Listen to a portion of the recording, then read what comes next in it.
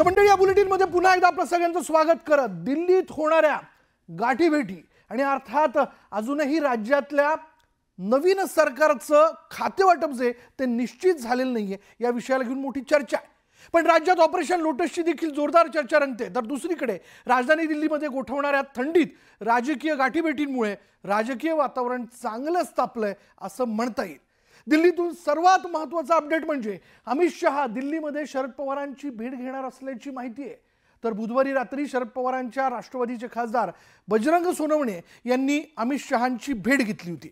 बुधवारी रात्री अमित शहांच्या निवासस्थानी मुख्यमंत्री देवेंद्र फडणवीस, भाजपचे राष्ट्रीय अध्यक्ष जे.पी. नड्डा यांच्यात खलबत झाली। विशेष म्हणजे भाजपचे राष्ट्रीय महामंत्री बी.एल. संतोष आणि शिवप्रकाश यांनी या बैठकीला उपस्थिती लावली होती। तर इकडे उद्धव ठाकरेंचे जेवढे खासदार आहेत ते पंतप्रधान मोदींची भेट घेत आहेत।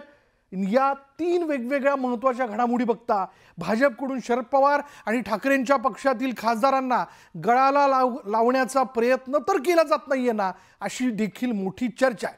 दिल्लीत गेल्या 2 दिवसांपासून घडलेल्या घडामोडी वेगवेगळ्या असल्या तरी या भविष्यातील ही एक राजकीय भूकंपाची नांदी ठरण्याची शक्यता जी आहे ती वर्तवली जाते।